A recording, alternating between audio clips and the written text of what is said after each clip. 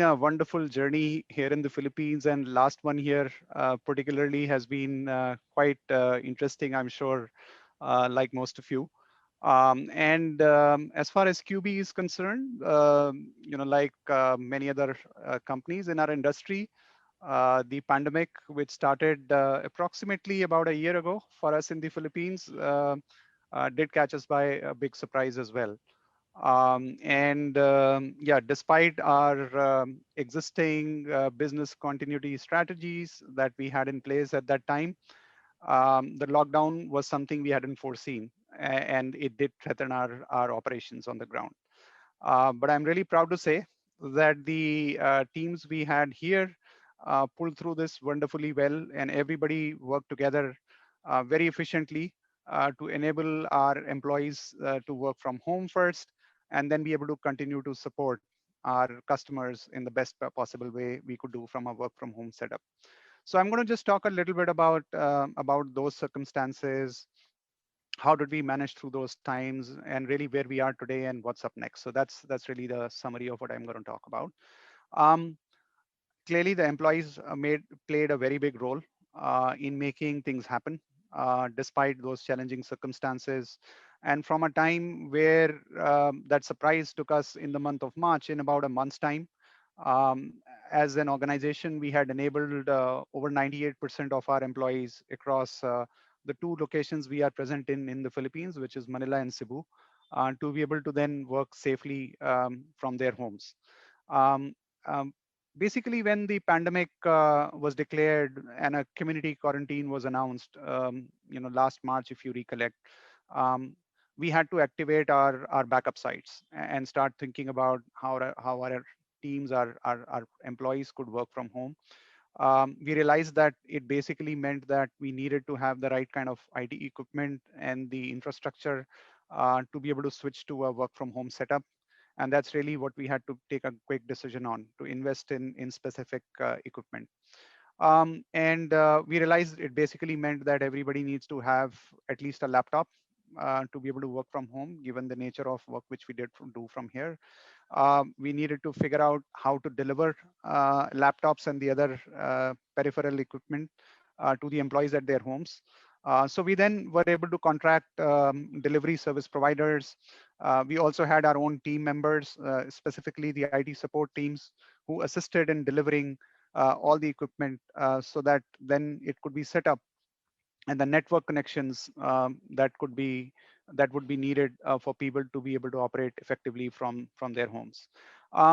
So we had these people, our IT teams, equipped in the protective gear at that time, carrying those equipment, figuring out the actual addresses of all those people, and then going in our office organized vans to be able to provide them all this equipment. And in a matter of days, we purchased these laptops. We had the Wi-Fi dongles, we had the headsets to be deployed to our employees. We started also providing internet, because a number of the people didn't have the internet at home, or even if there was existing internet facility, it wasn't at the speed levels that we needed for them to do their work effectively, right? So we provided them that allowance. We provided all this equipment so that they could work from home. And by the April of last year, we had all the people I spoke about um, ready and up and running in a stable environment from home.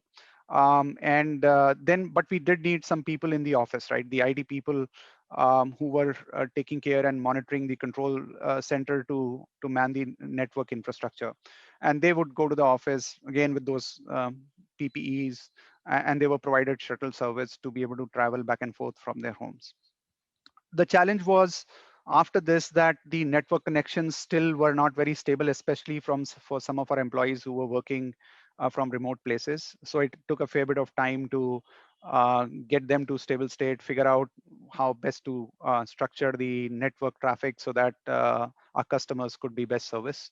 But overall, as a group, very happy to say that the team from Philippines was able to maintain the service levels across everything we did for our customers. We also, realized that after a few weeks that the lockdown is going to be extended clearly. So we needed to now start thinking about the well-being of our employees. So that's what we did next. We had to organize sessions for people, our employees, so that they were getting supported on an ongoing basis. And for that, we needed to set up some small work groups and sessions.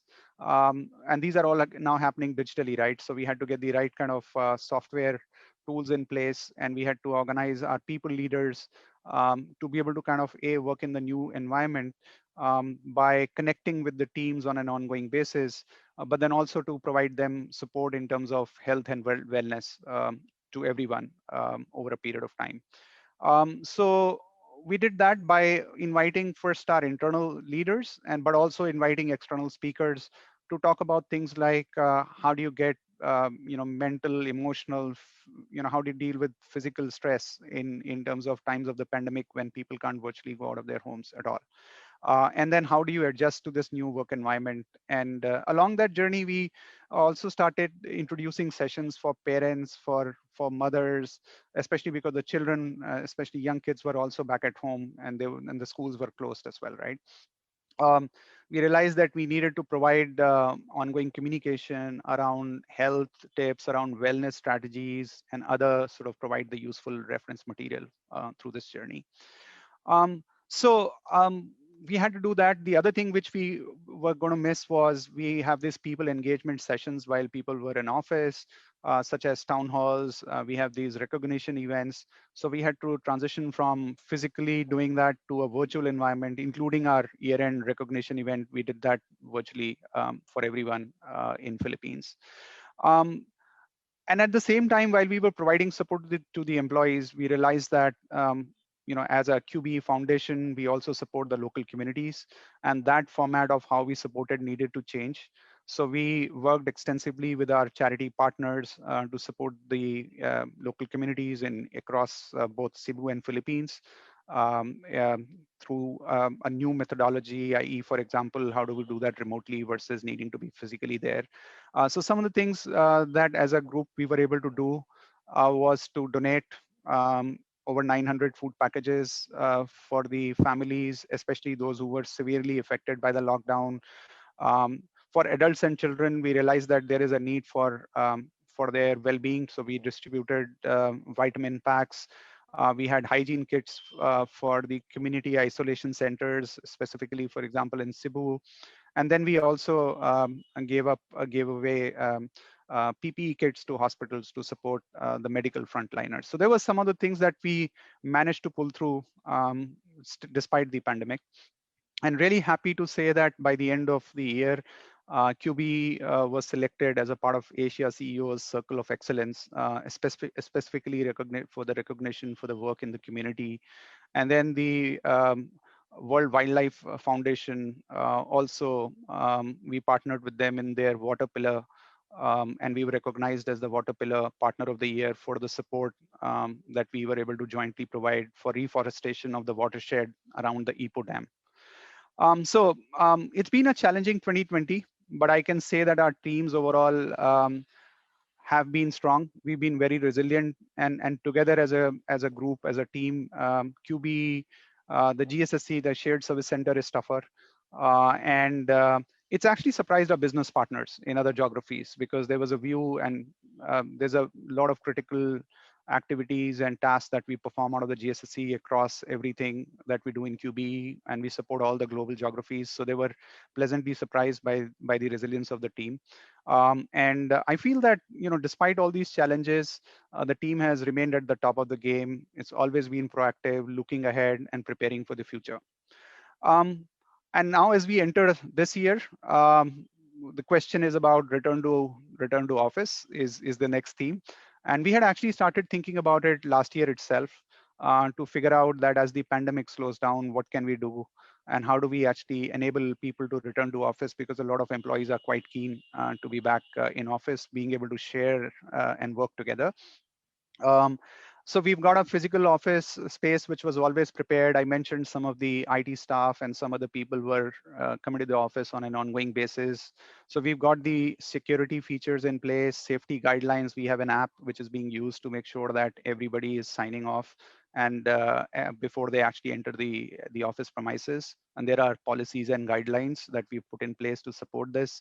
There's actually an exclusive work group which is dedicated to overseeing the preparation and implementation of a safe return environment.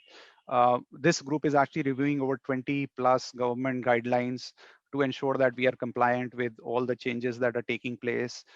Preparation of our facilities is on. There are those necessary signages within the premises, so that we have a new normal in office with all the physical distancing, but making sure that our employees and the leaders are well prepared to be stepping back into work, and we have initiated that process.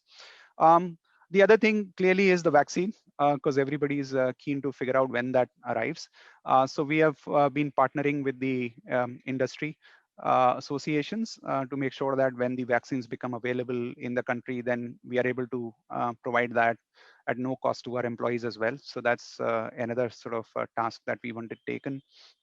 Um, we also realized through this pandemic that actually for everything we do at work, where we felt that we needed everybody back in office all the time, that it is not necessarily required, because for the last 1 year or so, people have been working from home very effectively. So we are rethinking about or reimagining how the workspace of the future will look like, so that we can continue to provide enriching experiences to the workforce, make them more future ready, but then also make it more fit for purpose. So that's all in the works around what does the future behold, and we are working through that redesigning of our workplace strategies as we speak. Um, all I can say is, there is this Filipino word. If I were to describe last year's experience, it's called bayanihan. So that's what I feel we've done. We've really come together as one community, as one family. At the start of the pandemic, everybody was just helping out. And I think that's what we've been able to achieve, even if things were not in the job description of various people. I do feel that while we have been physically apart, we've actually grown together, stronger, closer. We've not lost the connection. And I think that's been reflected actually within our internal survey as well, where we received the best participation rate within the entire QB organization from the GSSC. So proud to be a part of that journey, and proud to be a part of the employee base, which are excited to be at work. So I'll stop at that. Super excited to continue this journey, knowing what we know now, which we didn't know earlier, and most importantly, that we can count on each other. Thank you.